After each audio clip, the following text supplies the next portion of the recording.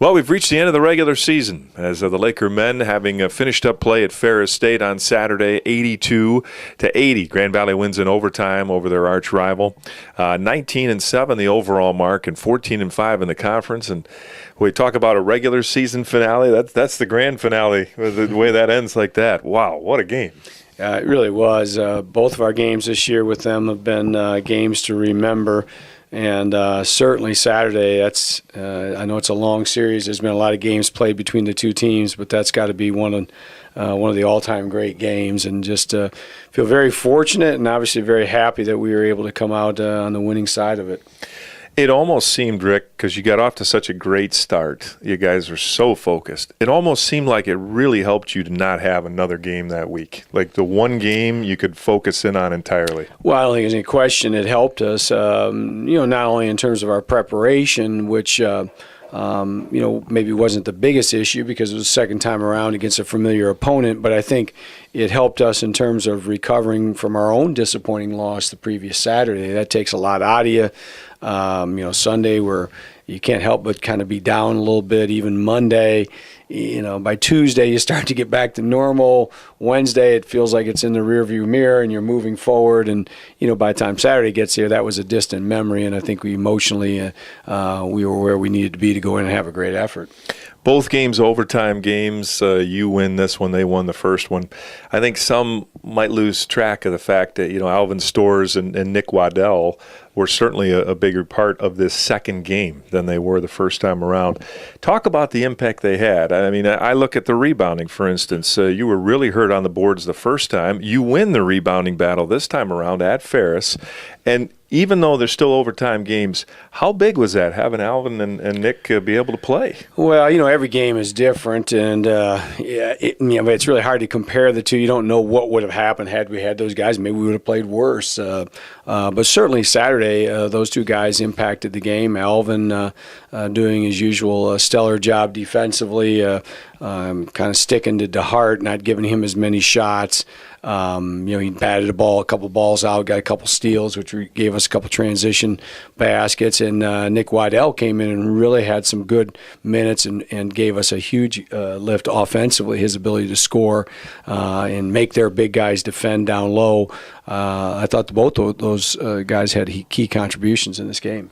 Tatum solid inside on defense, too. He had 4 blocks, ends up with 4 rebounds, and he was limited due to foul trouble, but he seemed to be steady in there all game. Yeah, Son had another good game. He's kind of, I think, making a little bit of a comeback here later in the season. He's a little banged up.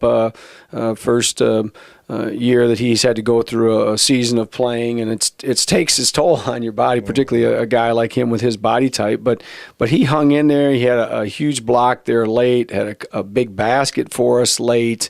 I thought his presence out there the entire game was really solid. Some of the things we're doing now offensively hopefully will continue to help him find his opportunities on the offensive end. But no question, his biggest role for us is to defend and rebound.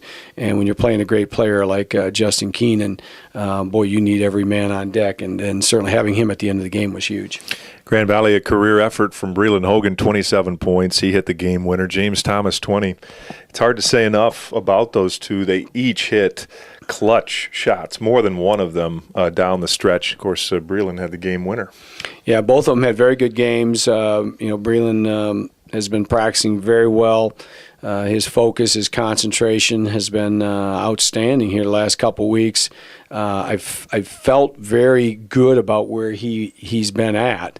Now, I would be lying if I said I saw this type of effort coming, but I wasn't surprised he played well. I think, like I said, I just think he's in a good place right now. I think some of the things we're doing offensively have given him a few more opportunities than he had earlier in the year. But he's really playing strong, making great decisions, taking care of the ball. And then, of course, JT has had a pretty solid year all year. And, as Breeland plays like that and with the increased defensive focus that Justin's getting, it makes it easier for JT to, find his opportunities. And they went zone a couple times, and JT stepped right up and knocked in a couple long balls. And just really did what he's capable of doing. So it all works together. And when they take away something else presents itself, and it's up to the guys to take advantage of those opportunities, and certainly those two really did on Saturday. Well, in Grand Valley, a huge road win here without a great game from Justin Ringler, even. So that has to be encouraging too when you get a lot of different guys chipping in. So the Lakers set themselves up now to start postseason play, the GLIAC tournament, and you're going to get a home game, which to most maybe isn't a big deal, but that wasn't a guarantee, Rick, and you're going to be at home. Yeah, that was. Boy, going in that last Saturday, it was crazy. I think there was 26 different scenarios that could occur. It was almost too many to really even think about. I just knew we would be helped if we could play well and win.